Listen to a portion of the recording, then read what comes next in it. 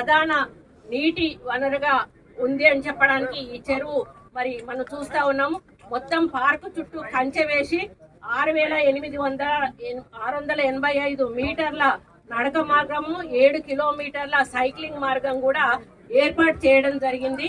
ఈ పార్క్ యొక్క అందం మరియు ప్రజల సందర్శనలను దృష్టిలో ఉంచుకొని ఎకో టూరిజం కార్యక్రమాలను కూడా ప్రారంభించడం జరిగింది. మరి ఎకో టూరిజం కాటేజీలు నర్సాపూర్ గ్రామంలోని సర్వే నెంబరు 114లోని 14 ఎకరాల భూమిని రెవెన్యూ శాఖ నుండి మరియు పట్టాదారుల నుండి అటవీ శాఖ కొనుగోలు చేసింది. ఇక్కడ ఎకో టూరిజం సదుపాయాలు పీపీపీ విధానంలో అభివృద్ధి చేయడం జరిగింది. మరి అటవీ శాఖ messrs Mrugavani resorts private limited వారు మరి అదేవిధంగా Lakshmi Jyothi eco tourism and jungle resorts private limited సంస్థలతో ఈ ఒప్పందం కుదుర్చుకోవడం కూడా జరిగింది. ఈ ఒప్పందం 2024 జనవరి 6న ప్రారంభమైంది. మరి లక్ష్మీ జ్యోతి ఎకో టూరిజం సంస్థ చేపట్టిన పనులు 40 కాటేజీలు పూర్తి సదుపాయాలతో నిర్మించారు. రెస్టారెంట్ అభివృద్ధి చేశారు. కొత్త పరికరాలు ఏర్పాటు చేశారు. అతిథి గదులతో కూడినటువంటి బ్యాంకెట్ హాల్ కూడా నిర్మించారు. పర్యావరణ విద్యా కేంద్రం అంటే క్లాస్ రూమ్లు, బోర్డ్ రూమ్లు అట్లాంటివి కూడా ఏర్పాటు చేయడం జరిగింది. మరి అదే మ్యూజియం లాగా కూడా ఏర్పాటు చేశారు. నడక మార్గాలు, నీరు, విద్యుత్తు, అగ్నిమాపక వ్యవస్థ, సీసీటీవీలను కూడా ఏర్పాటు చేశారు. సిబ్బందికి వసతి గదులు ఏర్పాటు, స్విమ్మింగ్ పూలు, పచ్చిక మైదానాలు, అవుట్డోర్ ఈవెంట్స్ అంటే ఇప్పుడే మనం చూసినట్టుగా బయట పిల్లలు ఆడుకునే విధంగా కూడా అవుట్డోర్ ఈవెంట్స్ కు కూడా వారు స్పోర్ట్స్ కు ఈవెంట్స్ కు కూడా మరి కేటాయించడం జరిగింది.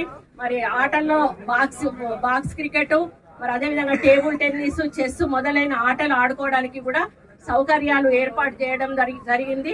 మరి అదేవిధంగా చెరువులో బోటింగ్ సదుపాయము, అంతర్గత రహదారులు 8.76 కిలోమీటర్లు, మరి సోలార్ బోర్వెల్స్ 2, ప్రధాన ద్వారం వద్ద అలంకార వంతెన, వాహనాల ప్రవేశ ద్వారం, కొండపై వాచ్ టవరు, బైసన్ విగ్రహము, ఔషధ మొక్కల సర్క్యూట్, అదేవిధంగా 685 మీటర్ల ట్రెక్కింగ్ మార్గము, 7,000 మీటర్ల సైక్లింగ్ మార్గము, 50,000 లీటర్ల నీటి పంపు, ఆర్ఓ వాటర్ ప్యూరిఫైయర్, సందర్శకుల కోసం టాయిలెట్ కాంప్లెక్స్, ప్లాస్టిక్ రహిత నిర్వహణ కోసం డస్ట్బిన్లు, వైఫైతో కూడినటువంటి సీసీ కెమెరాలు.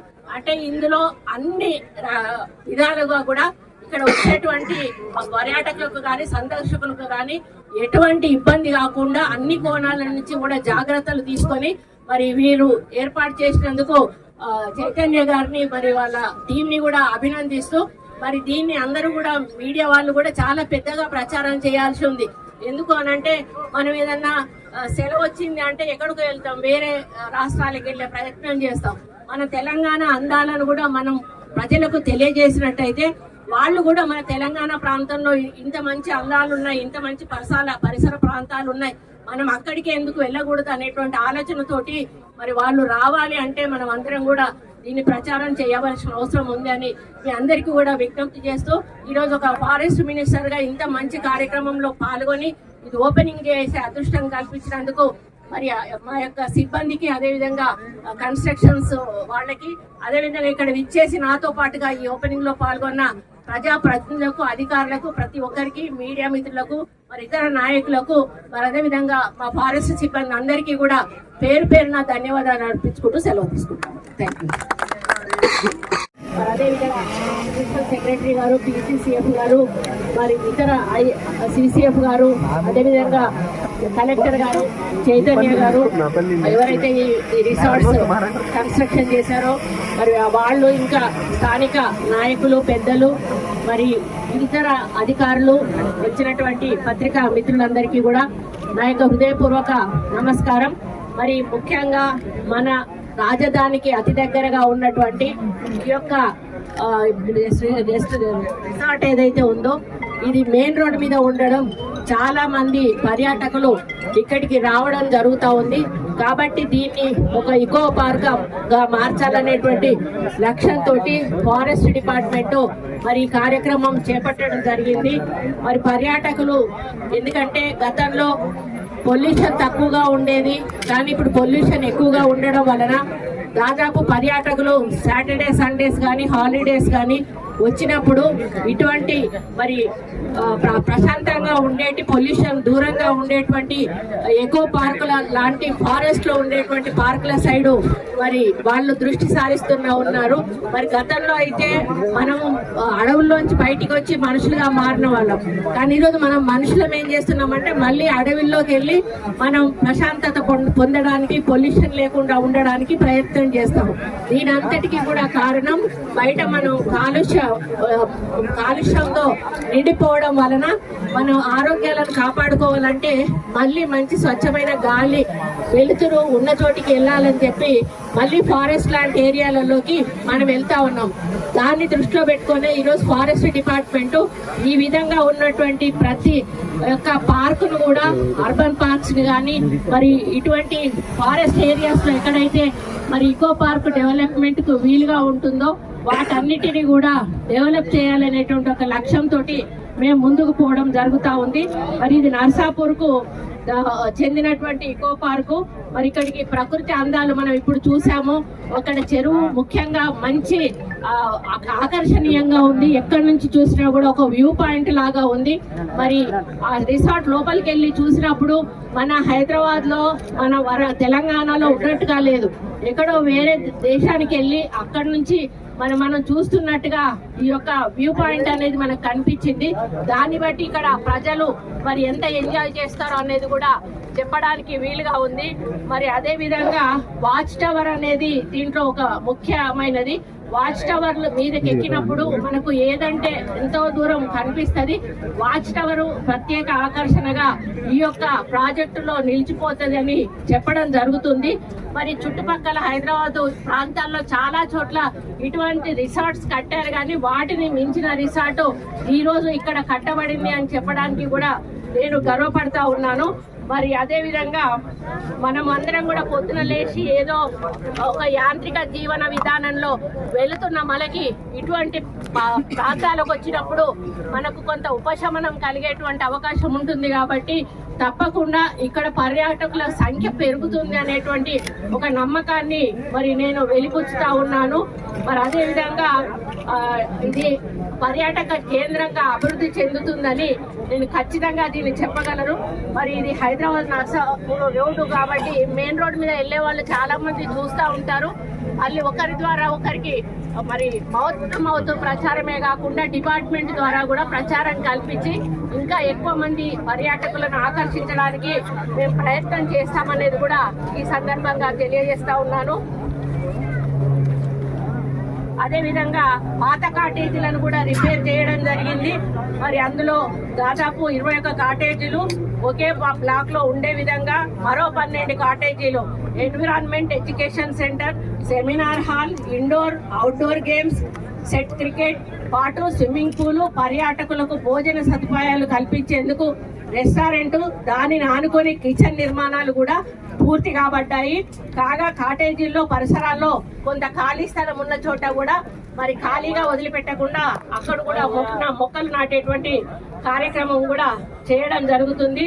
మరి మనకు రోజు ఉరుకుల పరుగుల జీవితంలో ఇట్లాంటి చోటికి వస్తే మనకు కొంత ఇప్పుడు ఆడిన ఒక 5 నిమిషాల క్రికెట్ ఆటలో మనం ఎంతో ఆనందాన్ని పొందినాం. మనం మీరు చూశారు. ఆ విధంగా వచ్చే వాళ్ళు కూడా ఎంతో ఉపశమనం పొందేటువంటి అవకాశం కూడా ఉంటుంది. మరి అదే విధంగా ట్రెక్కింగ్, పక్షులను జంతువులను చూసేందుకు వీలుగా కూడా మరి 600 ఎకరాల్లో Narsapur urban echo park, officers guest house, పర్యాటకులకు కాలేజీలు, reception centres, kitchen cum storage తదితర వసతులను మెరుగుపరచడం జరిగింది. పార్కులో చెక్ డ్యామ్ ఫోటో కూడా జరిగింది. గ్రీన్ సంబంధించినటువంటి ఢిల్లీ కూడా మేము లెటర్స్ రాయడం జరిగింది. అయితే అది ఇప్పుడు ప్రస్తుతానికి కోర్స్ ద్వారా ఆగిపోయింది. నేను మీకు రిక్వెస్ట్ చేస్తున్నాను, అది మన అడవి, మన ఫారెస్ట్ రెవెన్యూ డిపార్ట్మెంట్ ఏమో రెవెన్యూ మేము వాళ్ళకి అలర్ట్ చేసినామన్నారు, కానీ అది రెవెన్యూ డిపార్ట్మెంట్ కానే కాదు. నేను మీకు గతంలో కూడా ఒక లెటర్ రాయడం జరిగింది. అది ఫారెస్ట్ డిపార్ట్మెంట్ కి సంబంధించినటువంటి 100 ఎకరాల చెట్లు మొత్తం కూడా నరికివేయడం జరిగింది. కాబట్టి దాన్ని ఏంటంటే అక్కడ మనకు ఈ యొక్క డంప్ యార్డ్ రాకుండా మీరు గట్టిగా నిర్ణయం తీసుకోవాల్సిందిగా కోరుతాను. ఎందుకంటే అక్కడ పడేటువంటి ప్రతి ఒక్క చుక్క నీరు ఈ రోజు నర్సాపూర్ చెర్లకు రావడం జరుగుతుంది. దానివల్ల ఏంటంటే ఎయిర్ పొల్యూషన్ అవుతుంది, వాటర్ పొల్యూషన్ అవుతుంది. అదేవిధంగా ఇక్కడ ఉన్నటువంటి చేపలు చనిపోతే దోబికి సంబంధించి ఉత్తుకోవడానికి ఇబ్బంది అవుతుంది. మరి ఇవన్నీ కూడా ఇబ్బందులు వస్తాయి. ఇదంతా ఇక్కడ ఉన్నటువంటి చెరువు నీళ్లు మొత్తం మళ్ళీ మంజీరా వాగులో పడతాయి, మొత్తం చైన్ ఆఫ్ ట్యాంక్స్ ద్వారా. కాబట్టి అది గట్టిగా మీరు నిర్ణయం తీసుకొని ఈ యొక్క ప్యారా నగర్ లో ఎటువంటి పరిస్థితిలో కూడా అది రానియొద్దని చెప్పేసి మీకు విజ్ఞప్తి చేస్తున్నా. ఒకవేళ వచ్చిన ప్రయత్నం చేస్తే మాత్రం తప్పకుండా మేము ఇక్కడ నియోజకవర్గాల ప్రజల తరఫున అడ్డుకుంటామని చెప్పేసి కూడా నేను ఈ సందర్భంగా మీకు తెలియజేస్తున్నా. మరి ఇది నిజంగా కూడా అర్బన్ ఫారెస్ట్ రావడానికి మరి అప్పుడు సీఎం అన్నటువంటి మా నియోజకవర్గానికి సంబంధించి చిన్నగొట్టుములకు సంబంధించి నరసింహరావు గారికి ప్రత్యేకమైనటువంటి కారణం.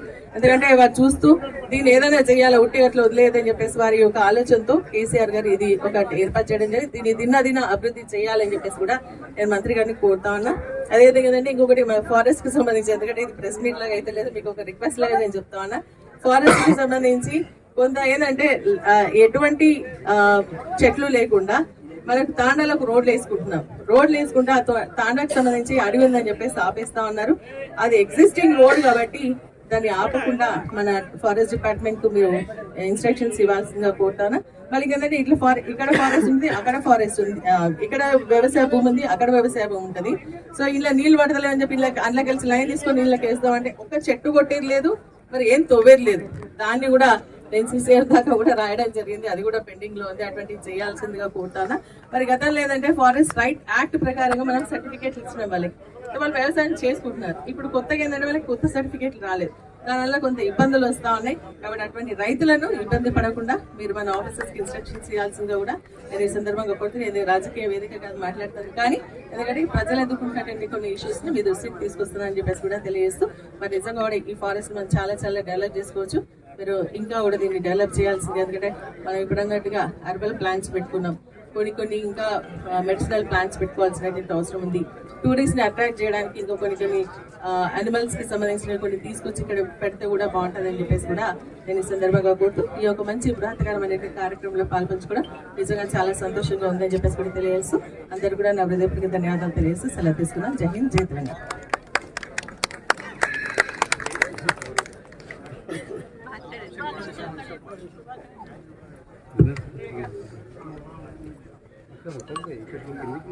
మిత్రుడు Mrugavani group of hotels chairman MD గారు చైతన్య రెడ్డి గారు, శాసనసభ్యులు కమలాపురం కడప జిల్లా, ఇంత గొప్పగా ఈ కార్యక్రమాన్ని ఏర్పాటు చేసి గౌరవ మంత్రివర్యులు శ్రీమతి కొండా సురేఖ గారు, స్థానిక శాసనసభ్యులు సునీత లక్ష్మారెడ్డి గారు, ఇక్కడికి వచ్చేసినటువంటి అధికారులు సువర్ణ మేడం, ప్రియాంక వర్గీస్ గారు, నదీం గారు, జిల్లా కలెక్టర్ గారు, డిఎఫ్ఓ గారు, ప్రింట్ ఎలక్ట్రానిక్ మీడియా మిత్రులు, ఈ కార్యక్రమంలో పాల్పంచుకుంటున్న పెద్దలందరూ కూడా నమస్కారం.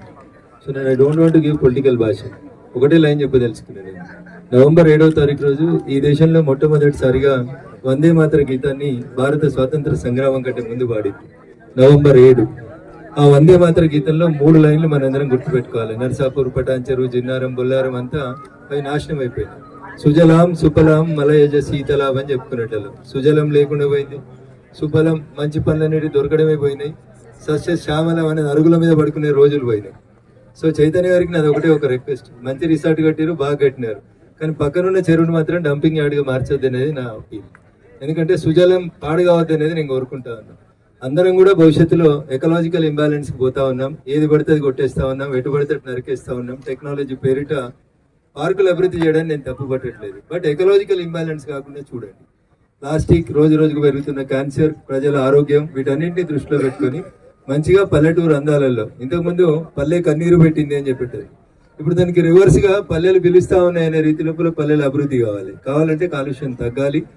వారు రాసినటువంటి రవీంద్రనాథ్ గారు రాసినటువంటి ఆ 3 లైన్లని సుజలాం సుఫలాం మలయజ శీతలాం అనే మాటలకి చైతన్య గారు ఇక్కడ ఏం డిస్టర్బెన్స్ జరగకుండా చూడాలని, మీ రిసార్ట్ బాగా అభివృద్ధి చెందాలని మనస్ఫూర్తిగా కోరుకుంటూ, సో ఏం పెట్టినారనేది ఇప్పుడే నేను మిమ్మల్ని ప్రశ్నించాను. ఎందుకంటే it is day 1, I can't question you anything. After some days will come and see. నా రిక్వెస్ట్ మాత్రం అదొకటి, పర్యావరణాన్ని కాపాడండి, ఇబ్బంది కాకుండా చూడండి, నీళ్లు, గాలి, తినే తిండి డిస్టర్బ్ కాకుండా చూడండి. పక్కనే చెరువు ఉంది కాబట్టి దాన్ని ఈజీగా కంటామినేషన్లోకి పోతుంది, అది పోకుండా ఒకటి చర్యలు తీసుకోమని కోరుకుంటూ, 1, 2 ఇది మిత్రుడు 3వ రిసార్ట్స్ అని చెప్పినాడు, ఇంకా మీరు బాగా ఎదగాలని, ఇంకా ఎక్కువ బ్రాంచెస్ పెట్టాలని మనస్ఫూర్తిగా కోరుకుంటూ మా సూచనలు కూడా పరిగణలోకి తీసుకోవాలని తెలియజేస్తూ మరొకసారి గౌరవ శాసనసభ్యులు చైతన్య రెడ్డి గారికి ఈ సందర్భంగా శుభాకాంక్షలు, అభినందనలు తెలియజేస్తాను. Thank you.